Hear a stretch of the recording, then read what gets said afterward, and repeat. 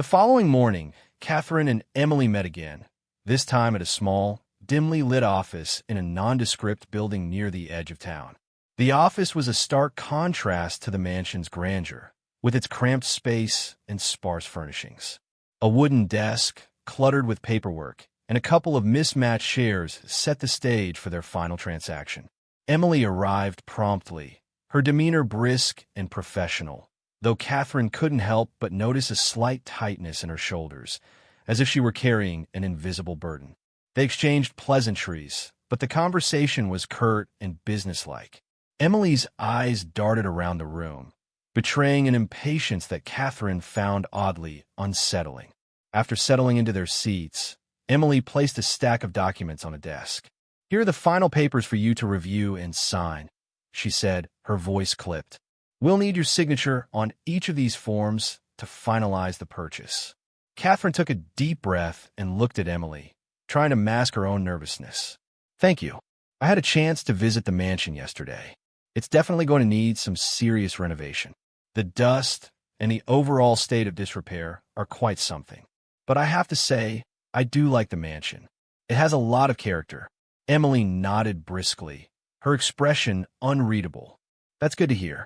It's a unique property, for sure." Her gaze seemed to flicker with something. Was it relief? Or was there something more? "I trust you found everything to your satisfaction." Katherine hesitated for a moment, sensing an underlying tension. "Well, I have to admit, the mansion's condition is a bit unsettling. It's clear that it's been neglected for quite some time, but that's part of its charm, I suppose. I'm planning on getting started with the renovations soon. The portraits above the staircase will definitely have to go." Emily's response was curt. "Yes, I understand. The house has been on the market for a while. I'm sure you'll find it suits your needs once you've made your changes." There was something about Emily's haste that made Katherine uneasy. The real estate agent seemed eager to wrap things up, her fingers tapping impatiently on the desk. It was as if she was keen to move on, to put distance between herself and the mansion. The questions about Katherine's impressions seemed almost perfunctory, as if Emily were reluctant to delve deeper into the property specifics. As Katherine began to sign the documents, Emily's gaze remained fixed on her watch, her attention clearly divided. Each signature seemed to drive Emily's urgency, and Katherine couldn't shake the feeling that there was something more lurking beneath the surface, a hesitation or an anxiety that Emily was not willing to articulate. With the final paperwork completed, Emily gathered the documents and handed Katherine a set of keys. "Everything is in order now. The mansion is officially yours. If you have any further questions or need assistance, please let me know." Katherine took the keys, feeling a mix of anticipation and unease. "Thank you, Emily. I appreciate all your help." Emily offered a terse nod, her demeanor cold and distant. "Of course. Best of luck with the renovations."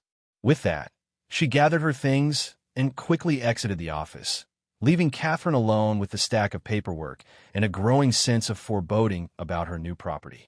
As Katherine left the office and stepped out into the crisp morning air, she couldn't shake the feeling that there was more to the mansion and to Emily's behavior than met the eye.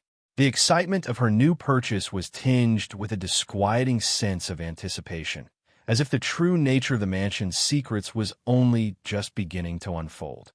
That afternoon, Katherine went back to the mansion to officially move in. The mansion stood solitary and imposing, encased by a dense, encroaching thicket of woods that seemed to close in around it like a dark, protective shroud. The trees, gnarled and ancient, reached skyward with twisted branches that clawed at the heavens, their leaves whispering secrets to the wind. The canopy overhead was so thick that only fragmented slivers of sunlight managed to penetrate the gloom, casting long, eerie shadows across the overgrown yard. As Katherine approached the mansion, the woods seemed to press closer, their tangled undergrowth and skeletal branches creating a labyrinthine barrier that obscured any view of the property from the outside. The tall trees stood like silent sentinels, their bark weathered and scarred, contributing to the overall sense of abandonment and isolation. The forest floor was a tangle of brambles and fallen leaves, further emphasizing the mansion's separation from the outside world. The mansion's grandeur, once resplendent, now appeared muted against the encroaching wilderness. The spiky roof of the tower loomed ominously above the treetops, its silhouette sharp and foreboding against the gray sky. The once proud facade of the mansion was partially obscured by creeping vines and the encroaching underbrush, which had begun to reclaim the land that had once been meticulously manicured. The sounds of the woods were the only company Katherine had, punctuated by the occasional rustle of leaves or the distant call of a bird, each sound amplified by the oppressive silence that enveloped the mansion. The air was thick with the earthy scent of decaying foliage and damp soil, mingling with the faint mustiness of the mansion itself. From a distance, the mansion's stark isolation made it appear almost haunted, its grand but dilapidated structure standing as a relic of a bygone era. The surrounding woods added a layer of foreboding, their dense expanse creating an effect of claustrophobic confinement. The overall impression was one of an old, once majestic home now struggling to maintain its dignity amid the relentless advance of nature. Katherine's last glance at the outside of the mansion before she went in, obscured by the dense woodland, was indeed unsettling. The combination of the mansion's neglected condition and the dark, oppressive woods gave the property an aura of eerie desolation. Yet, despite the creeping sense of dread that the surroundings evoked, Katherine's resolve remained firm. The mansion's enigmatic presence and its surrounding gloom only seemed to deepen the mystery she was eager to explore.